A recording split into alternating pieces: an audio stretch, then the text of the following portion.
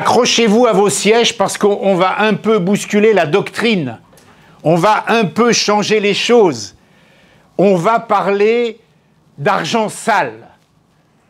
On va parler de blanchiment d'argent. On va parler de prostitution. Ce n'est pas du politiquement correct. Ce matin, on va blanchir de l'argent sale. Pour ce faire, on va aller dans l'évangile de Luc au chapitre 7 et je vais commencer la lecture à partir du verset 36. Nous connaissons tous ce passage d'une femme qui vient dans un banquier arroser les pieds de Jésus-Christ. Je commence à lire au verset 36. Un pharisien pria Jésus de manger avec lui. Jésus entra dans la maison du pharisien et se mit à table. Et voici une femme pécheresse, d'autres versions disent une femme de vie dissolue, comprenons aisément une prostituée, qui se trouvait dans la ville, ayant su qu'il était à table dans la maison du pharisien, apporta un vase d'albâtre plein de parfums et se tint derrière aux pieds de Jésus.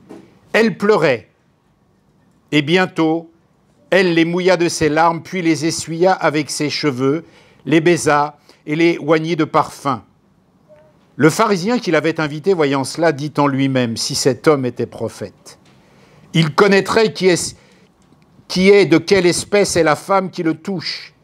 Il connaîtrait que c'est une pécheresse. Jésus prit la parole et lui dit, Simon, j'ai quelque chose à te dire. Maître, parle, répondit-il. Un créancier avait 2 débiteurs, l'un devait 500 deniers et l'autre 50. Comme il n'avait pas de quoi payer, il leur remit à tous 2 leurs dettes. Lequel l'aimera le plus? Simon répondit, celui, je pense, auquel il a le plus remis. Jésus lui dit, tu as bien jugé. Puis se tournant vers la femme, il dit à Simon, vois-tu cette femme? Je suis entré dans ta maison et tu ne m'as point donné d'eau pour laver mes pieds. Mais elle les a mouillés de ses larmes et les a essuyés avec ses cheveux. Tu ne m'as point donné de baiser, mais elle, depuis que je suis entré, elle n'a point cessé de me baiser les pieds. Tu n'as point versé d'huile sur ma tête, mais elle a versé du parfum sur mes pieds. C'est pourquoi, je te dis, ses nombreux péchés ont été pardonnés, car elle a beaucoup aimé. L'argent sale, on va y venir. Cette femme, qui est-ce? La Bible nous dit que c'est une femme de vie dissolue. La Bible nous dit que cette femme est connue dans cette ville comme étant de vie dissolue. Ce passage-là n'est pas à confondre avec d'autres passages où une femme viendra aussi oindre Jésus-Christ. Ce n'est pas le même contexte et ce n'est pas le même passage où vous avez Marthe, la sœur de Lazare, qui vient pour oindre Jésus-Christ. Vous avez ces passages-là dans Matthieu au chapitre 26, dans Marc au chapitre 14 et dans Jean au chapitre 12. Ce n'est pas la même chose. Là, il s'agit d'une femme qui vient, nous sommes en Galilée et on n'est pas à Béthanie. La femme anonyme est une pécheresse. La Bible, l'Évangile nous dit qu'elle a une vie dissolue et nous allons voir sans aucun problème que c'est une prostituée. Que fait cette femme? Elle vient avec un vase d'albâtre, une grande valeur. Les vases d'albâtre, c'est un type de marbre très cher qui vient d'Égypte. C'est quelque chose de très cher. Et cette femme a plein de parfums parce que le parfum fait partie intégrante de la vie des prostituées. Il faut se parfumer, il faut sentir bon. Bien sûr, d'autres femmes se parfument, mais ça fait partie intégrante de la vie de ces femmes-là. Alors pourquoi je dis l'argent sale? Eh bien parce que cette femme, d'abord, selon les commentateurs, peut verser dans ce qu'elle fait jusqu'à 1 an de salaire d'un seul coup, là, sur les pieds de Jésus-Christ. C'est énorme. C'est une somme colossale. Il est évident que cette somme, que ce parfum, elle l'a acquis avec son métier. Pour acheter une telle valeur, pour acheter une telle somme de parfum, eh bien, c'est avec le fruit de son travail, le fruit de ses passes, qu'elle a obtenu ce parfum, puisque c'était sa façon de vivre. Et cette femme-là, elle va venir, eh bien, verser sur Christ, sur Jésus qui est là dans ce banquet, elle va verser ce parfum. Autrement dit, le produit qu'elle a acheté à la sueur de son front. Elle va venir verser cela sur Jésus-Christ. Et la Bible nous dit que pour faire cela, parce que nous sommes dans un banquet, les banquets à l'époque, eh bien, le pharisien invite Jésus et la porte est ouverte parce que c'est libre, on peut écouter ce qu'il se dit. Mais évidemment, cette femme n'est pas la bienvenue, mais elle est là, elle écoute. Et elle va faire quelque chose d'extraordinaire, elle va avoir une émotion vive, une impulsion énorme, elle va forcer le passage et elle va venir dans le banquet. Elle va se tenir derrière Jésus, elle va verser le parfum sur ses pieds. Normalement, on le faisait sur la tête. Hein. Dans les autres passages où il est question de Marie, la sœur de Lazare, eh bien, et une autre femme aussi dans un autre passage, enfin pas dans Marie, la sœur de Lazare, mais dans l'autre femme, c'est versé sur la tête de Jésus-Christ. Mais là, on est une étape plus loin. Elle en reste aux pieds. Elle verse sur les pieds, elle baise les pieds de Jésus et elle essuie avec ses cheveux. Ça, je peux vous dire que le tableau, là, il détonne vraiment. C'est pas du tout du politiquement et du judaïquement et du chrétiennement correct. Mais alors, pas du tout. Et on pourrait même dire que Christ est ambigu sur ce passage-là. Mais cette femme force le passage. Il y a une expression grecque, kaïdou, qui veut dire vraiment faire irruption. Elle arrive dans cette scène comme ça. Et ça m'a fait penser à une autre femme dans la parole de Dieu qui a fait cela. La Bible nous dit, d'après le mot qui est employé, c'est stupéfiant hein, ce qu'elle fait. Vraiment, c'est hors norme. C'est pas normal. C'est pas normal parce que d'abord, ce qui est choquant, c'est que cette femme est connue pour être une prostituée dans la ville. Et d'un seul coup, elle surgit au milieu d'un banquet convenable et elle fait une chose un peu originale, va-t-on dire. Et c'est choquant parce qu'elle est connue comme étant une pécheresse dans la ville. Vraiment. Essayez en un instant de vous imaginer cette scène. Nous sommes là à l'Élysée, avec le président de la République, tous des gens bien, d'un seul coup une prostituée fait irruption. Il y aurait quelque chose qui n'irait pas. Il y a quelque chose qui n'est pas à sa place. Il y a une autre femme comme ça dans la parole de Dieu qu'on trouve dans Luc au chapitre 8, verset 43. C'est la femme qui a une perte de sang. Vous la connaissez, cette femme? Pareil, elle fait irruption dans une scène où finalement elle n'a pas trop lieu d'être là. Cette femme, elle a tout essayé pour se faire soigner par les médecins. Elle est atteinte d'une perte de sang. Et d'un seul coup, elle va braver les choses, elle va braver les situations, elle va braver les hommes, elle va aller toucher Jésus. Truc pas trop normal encore dans ce tableau-là. Et Jésus va se retourner. Qui m'a touché? Qui m'a touché? Et la femme, toute tremblante, va dire, c'est moi. Mais vous imaginez la force de caractère qu'il faut en cet instant-là, le courage, quand on est une femme de ce genre-là, ou une femme comme cette femme qui est atteinte d'une perte de sang, quelque chose de pas très noble, en cet instant.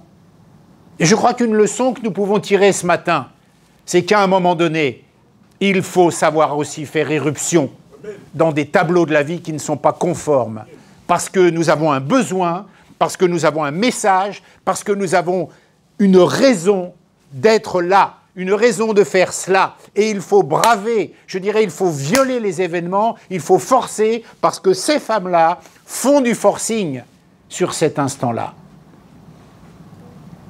C'est comme cet aveugle qui dit « Hé Jésus, tais-toi, me parle pas de... » Et d'un seul coup, tous les gens qui veulent le faire taire, Jésus s'arrête, ils disent « Amenez-le-moi ». Et hop, ils vont vers lui « Hé, il veut te parler ». Mais en fait, il a bravé les choses parce qu'il a crié. Il s'en fichait de ceux qui lui disaient de se taire. Lui, il disait « Jésus, Jésus, Jésus ». Les autres disaient « Tais-toi, il a autre chose à faire que de s'occuper d'un aveugle comme toi au bord de la route ». Et d'un seul coup, le maître dit « Amenez-le-moi ». Et les mêmes qui lui disaient « Hé, tais-toi », ils viennent le voir et disent « Au fait, il veut te voir, tiens, viens ». Vous voyez comment? Il a forcé la situation. Il a forcé. peut forcer dans la prière, on peut forcer dans la présence, on peut forcer dans la parole. Il a fait irruption dans une situation où il n'était pas le bienvenu. Ça, c'est important. Et nous devons faire irruption dans des situations où nous ne sommes pas bienvenus. La Bible te dit, sois audacieux ce matin. Sois audacieux dans ta confession. Sois audacieux dans ton message. Sois audacieux dans ta présence. Sois audacieux dans ton action. Sois audacieux. On te dit de ne pas faire cela, fais-le, parce que c'est pas convenable, fais-le quand même. C'était pas convenable qu'une prostituée fasse cela au pied de Jésus-Christ. C'était pas convenable. Et voyez que la femme à la perte de sang l'a fait aussi. C'était pas convenable. Alors, je dis l'argent sale, bien évidemment, vous comprenez que le contenu, le parfum, il a été acheté avec de l'argent pas clean. Bien évidemment. Pour autant, ça ne change rien. Au premier abord, elle vient, elle fait une sorte d'offrande. Une sorte d'offrande. Et des commentateurs se sont demandé si c'était la même personne que celle dont il est parlé dans les autres évangiles. Et moi, je pense que non. Et d'autres aussi pensent que non. Parce que elle illustre, elle, à cet instant, dans ce qu'elle fait, autre chose que Marthe, qui oint la tête, elle oint les pieds. Enfin, pas Marthe, je fais toujours cette confusion, excusez-moi. Le passage où cette femme vient et oint la tête de Jésus, elle en reste aux pieds.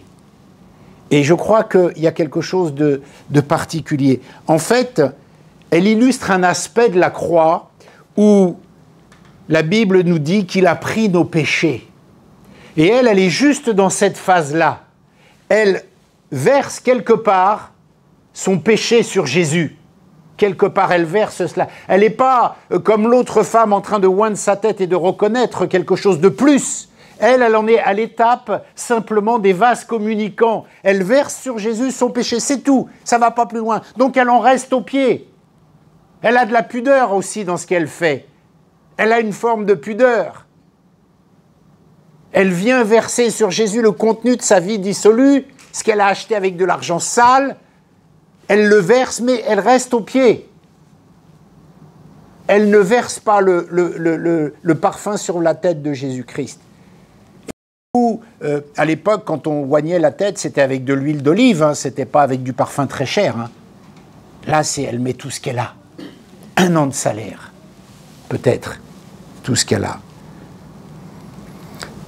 Alors que dans l'autre tableau où la femme oint la tête de Jésus, on est plus loin, elle reconnaît quelque chose de plus grand chez Jésus, c'est une autre dimension. Même quand Marthe, la sœur de Lazare, oint les pieds, mais elle déjà, elle l'embaume pour sa sépulture. On est dans l'autre versant de la croix. Parce que Marthe, elle n'est pas prostituée, elle n'est pas pécheresse, elle vient juste rendre gloire. Elle vient juste embaumer quelque part, symboliquement, Christ avant qu'il aille sur la croix. On est sur l'autre versant. Là, on est juste au premier versant, je verse mes péchés. Moi, j'en suis là, je viens verser mes péchés. C'est ça ce qu'il y a de profond dans ce geste de cette femme. Cette femme, à sa manière, quand elle vient là auprès de Jésus-Christ, elle vient briser sa vie passée au pied de Jésus.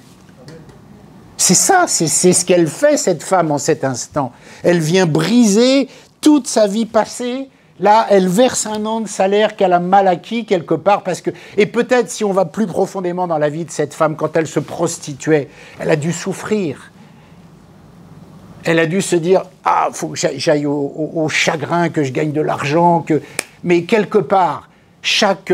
on ne va pas dire des euros, parce qu'à l'époque, ce n'était pas des euros, mais chaque argent qu'elle a gagné lui a coûté quelque chose où elle s'est déshonorée pour obtenir ça. Et elle pourrait dire, j'en ai tellement bavé pour remplir ce vase, je vais quand même pas le verser sur Jésus, je vais le garder quand même un peu. Ça m'a coûté tellement de le remplir, ce vase, il est tellement cher. Non, elle prend tout, elle verse ça sur Jésus-Christ. Sur ses pieds, elle verse cela sur ses pieds.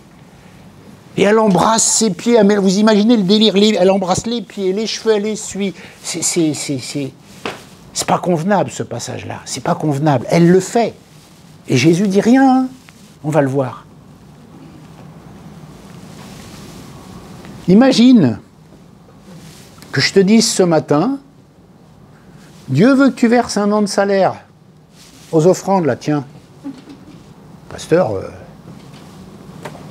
et si Dieu te demandait de verser un an de salaire? Imagine le sacrifice de cette femme. Tu prends ta paye, tu la multiplies par 12, par 13 ou 14, et tu fais la somme dans ta tête, là, et tu dis, voilà ce qu'a fait cette femme, elle l'a versé.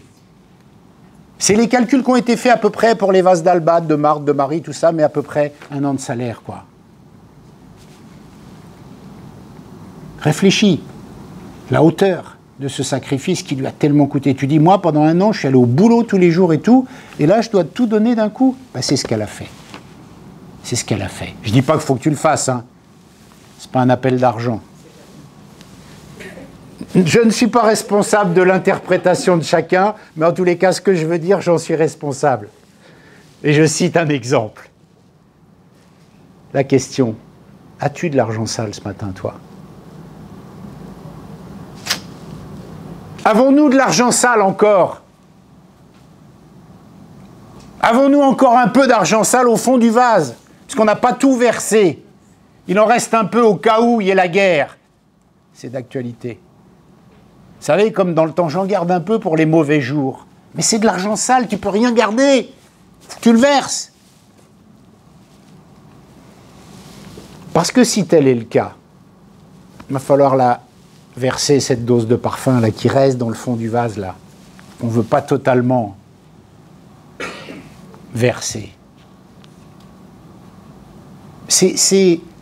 On prie que l'Esprit de Dieu nous parle. C'est peut-être une impulsion de l'Esprit qui est en train de dire « Eh, il y a peut-être un peu de parfum qui est resté au fond du vase, là.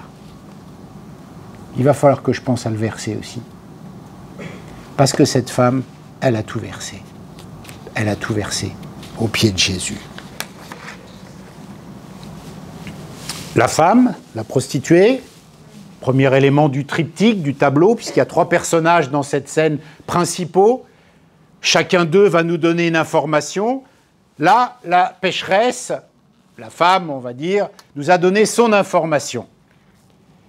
Autrement dit, elle vient verser quelque chose de pas très clean, mais qui lui a coûté très très cher et elle garde rien. Le pharisien, Simon. Alors Simon, ce n'est pas le Simon des autres évangiles, parce qu'il y en avait plein des Simons en ce temps-là aussi. Simon, lui, le pharisien, vous savez qui c'est? C'est Monsieur Propre. Vous connaissez Monsieur Propre, celui qui lave plus blanc que blanc? C'est Simon. Si cet homme était vraiment un prophète, il saurait, quoi. Moi, je sais. Si c'était vraiment un prophète, ce Jésus, il saurait que cette fille, c'est une vraie prostituée, quoi. Tu parles d'un prophète, toi? Franchement? Et on recommence, là. Ça recommence, le « si c'était vraiment Dieu ». Vous savez, le « si c'était vraiment Dieu » de à la croix, quand il est crucifié. Mais si c'était vraiment Dieu, il descendrait de sa croix et il se libérerait, si c'était vraiment Dieu. Mais vraiment n'importe quoi, hein. Une pécheresse et... Oh, mais vraiment, voilà. C'est Monsieur Propre, lui. Il lave plus blanc que blanc, il connaît tout, il sait tout.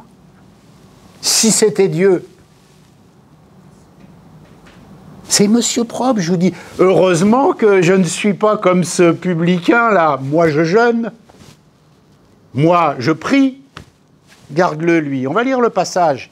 Luc, chapitre 18, verset 11. Le pharisien, debout, priait en lui-même. « Ô Dieu, je te rends grâce de ce que je ne suis pas comme le reste des hommes qui sont ravisseurs, injustes, adultères, ou même comme ce publicain. Je te rends grâce que je ne sois pas comme lui. Heureusement que moi, pasteur, je ne suis pas comme vous, chrétiens, là. Moi, je prie. Moi, je jeûne. Si vous saviez, si vous étiez convertis, vous sauriez. S'il était un prophète, il saurait que cette femme est une pécheresse. S'il était Jésus-Christ, mais il descendrait de la croix pour se libérer. Il ferait taire tout le monde, il ne prendrait pas des gifles et des crachats. Si c'était le Fils de Dieu, comme il se dit. Et si tu étais chrétien, vraiment, tu ne serais pas dans ce malheur-là. Et si tu étais, et si, toi chrétien, laisse tomber. Tu vois, cette personne, elle se dit chrétienne. C'est ça le pharisien. C'est ça. C'est le théologien et sa doctrine parfaite. Pas, rien, la doctrine. Il y en a plein comme ça avec la doctrine parfaite. Ah, ils ont réponse à tout. Ils savent tout dans toutes les situations. C'est le diable qui accuse. Le pharisien, là, c'est le diable qui accuse. Il accuse cette femme d'être une prostituée, indigne d'approcher Jésus. Ces femmes-là, mais c'est des rognures, des raclures, il faut les enlever. Il ne faut surtout pas qu'elles s'approchent de Jésus et qu'elles ne viennent pas dans mon banquet. Moi, je sais, j'ai une théologie, je connais les Écritures, je les pratique, je les ai lues, j'ai étudié. Ou alors, dans un autre tableau pour une même scène, qui n'est pas la même scène, mais on peut comparer, c'est Judas qui dit « Mais franchement, cet argent, on la dépense pour rien, on aurait pu la garder. » Les sous, les sous. Les sous. Il veut garder tous les sous pour lui. Mais c'est du gâchis. Elle a mis le parfum sur Jésus, mais n'importe quoi, quel gâchis. Vous vous rendez compte le pognon de gâché? Vous vous rendez compte, frère, les dépenses de l'Église? Mais franchement, on pourrait donner tout ça aux pauvres. Et Jésus dit, hey, détendez-vous avec les pauvres, hein, vous en aurez toujours. Il y en aura toujours des pauvres. Alors vous n'allez pas enlever la misère du monde, hein, il y en aura toujours. Mais là, le but, c'est qu'elle s'occupe de moi pour ma sépulture. Le but, c'est centré sur moi. Prends pas l'argument des pauvres pour faire genre, dit Jésus dans un langage moderne. Parce qu'il dit, les pauvres, tu en auras toujours, alors ramène pas ça sur le tapis à chaque fois pour faire des économies et ne pas investir là où il doit y avoir des investissements. C'est ce que dit Jésus. Le vase, il coûte le prix, il est très cher, mais je mérite le prix. Parce qu'elle investit. Pour moi. Elle ne garde pas les sous. Oh, les sous, il ne faut pas les dépenser, il faut les garder pour Dieu. Mais justement, si tu veux les garder pour Dieu, verse-les sur Dieu. Verse-les sur Jésus. T'imagines la révolution mentale? Comment ça, je peux garder les sous si je les dépense pour Dieu? Moi, je vais économiser pour Dieu et Dieu me demande de dépenser pour lui alors que je vais économiser. Mais tu vas tomber fou, arrête. C'est ça le pharisien. C'est Judas et les autres. On aurait pu garder cet argent pour les pauvres quand même. Quand même. Moi, s'il n'avait pas été aussi aveuglé par sa propre justice, honnêtement, il aurait compris. Il aurait compris qu'il se passait quelque chose d'extraordinaire, là. Qu'il se passait quelque chose de grand. Il aurait compris. Il en serait venu à la repentance. Bon, je passe vite parce qu'en fait, le deuxième personnage, ça correspond à personne. Personne dans les églises, des gens, il n'y en a pas des comme ça, c'est une vraie fiction. Donc on passe à côté, parce que c'est vrai que je l'ai cité, mais ça ne nous concerne pas trop. Et puis, nous en arrivons à Jésus. Le blanchiment de l'argent. Quoi? Mais tu délires ou quoi? Le blanchiment de l'argent, c'est ça, à cette étape-là. Le blanchiment de l'argent. Vous allez vite comprendre l'analogie. Jésus se trouve chez le pharisien. Et là, il est allongé. Quand cette femme vient, et elle verse sur ses pieds, il se laisse enduire de parfum, hein, certes. Nous l'avons vu avec un parfum qui a quand même été acheté avec le produit de ses passes. C'est de l'argent sale quand même. C'est pas de l'argent bien acquis. On est d'accord? Oui, oui. Bon. Qui c'est qui va en garder dans le fond du vase? Toi? Il se laisse revêtir de ce parfum sale, même si c'est du bon parfum, comprenez bien l'analogie, comme il se laissera revêtir à la croix du péché du monde. La saleté du monde va lui tomber dessus à la croix. L'horreur du monde, la pourriture du monde, le péché de l'humanité. Bah, c'est la préfiguration de cela. Ici. Cette femme-là, même si c'est un parfum qui sent bon, même si c'est un parfum dans un vase d'albâtre, même si c'est un parfum cher, il est sale quelque part. Quelque part. Et cette femme, va faire une sorte de vase communicant avec Jésus. Elle va se déverser de son fardeau sur Jésus qui va prendre cela. Elle va se vider. Jésus, alors l'expression, la comparaison n'est pas qui va se remplir, mais en tous les cas qui va être loin de ça. Vous comprenez? Et c'est la croix déjà qui est là. Je verse mon péché, Seigneur, je te confesse mon péché, et toi tu le prends pour m'en libérer, et tu payes la faute, tu payes le châtiment que je ne peux pas payer. Là, on est là. Quelque part, l'image du blanchi, il blanchit. Alors, comprenez bien, on n'est pas en train de dire que le mal devient bien, pas du tout. Il efface la dette. Le mal ne devient pas bien, on est d'accord. Mais il efface la dette. Il efface la dette. Le fardeau du passé de cette femme, elle vient lui verser ça. Tant pis, ça coûte cher, ça m'a coûté 1 an. Je le dépose sur Jésus. Et Jésus le prend et il ne dit rien.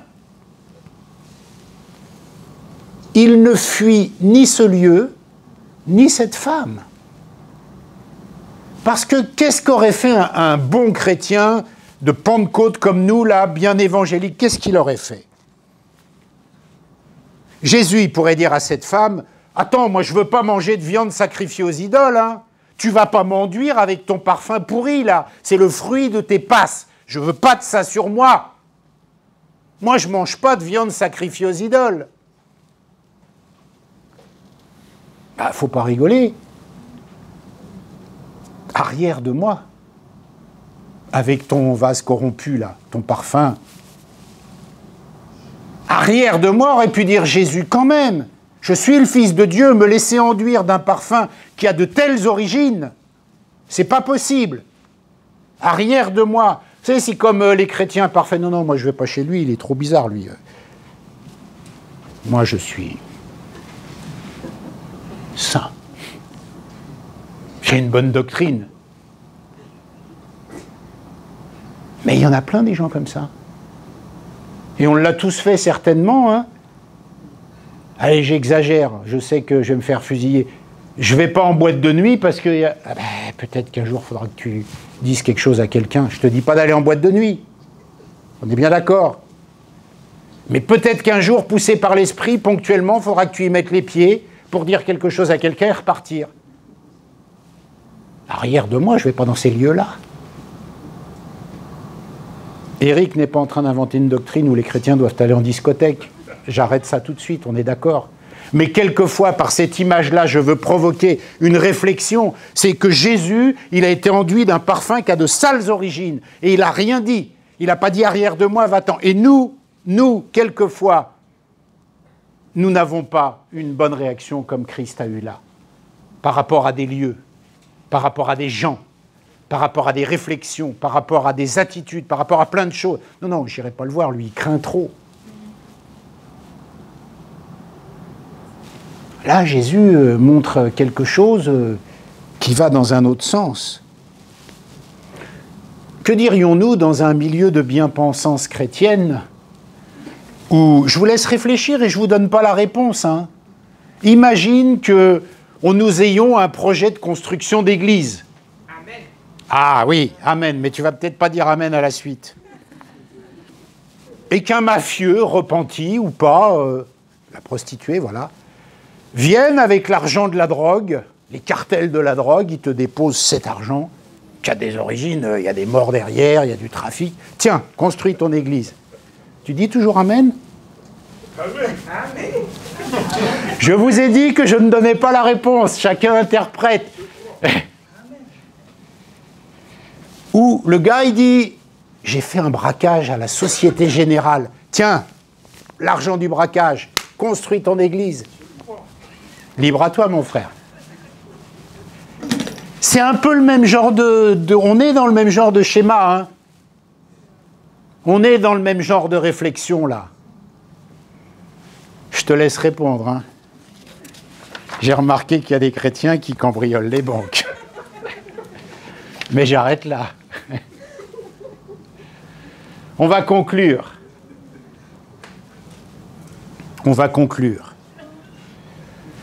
Les trois acteurs de cette scène nous laissent des enseignements, vous êtes d'accord? Il y en aurait d'autres, hein, des acteurs dans cette scène, mais j'ai voulu parler que de ces trois-là. Sommes-nous, ce matin, cette femme pour avoir de l'argent sale? Peut-être tu es comme cette femme, tu as de l'argent sale. Tu as ton vase qui est encore un peu, il va falloir verser. Il va falloir que tu blanchisses cet argent. Mais pas blanchir au sens de paradis fiscal, pas blanchir dans les îles Caïmans, pas blanchir avec des comptes offshore. Blanchir selon la croix de Golgotha. C'est-à-dire pas avaliser le mal, non, effacer la dette qui correspond à ce mal. Peut-être j'ai de l'argent sale qui doit partir. Peut-être que ce matin, tu es ce pharisien ou cette pharisienne qui dit oh, non, non, là il va trop loin dans ses messages, il va vraiment trop loin. Pff.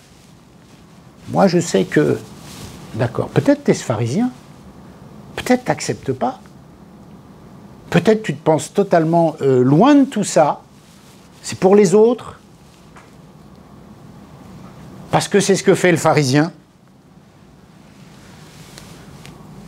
Ou alors peut-être aussi que on est parfaitement d'accord avec Jésus-Christ et qu'on a envie d'être à ses pieds pour accepter cette injonction de l'Esprit qui va nous dire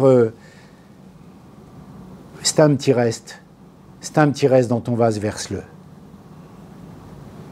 Peut-être qu'on va être d'accord avec ça, pour accepter cette injonction de l'Esprit qui nous dit si tu as un petit reste, verse-le. Et ce matin, le Saint-Esprit nous dit t'as vu, même ton petit reste, s'il est très sale, Jésus n'a pas peur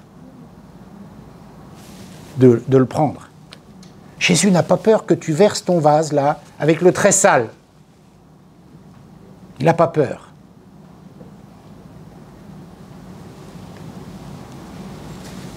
Et dans Marc, chapitre 14, verset 3, il y a une autre femme, c'est pas Marie, mais c'est la même scène. Elle répand sur la tête de Jésus. Elle est de l'autre côté du versant.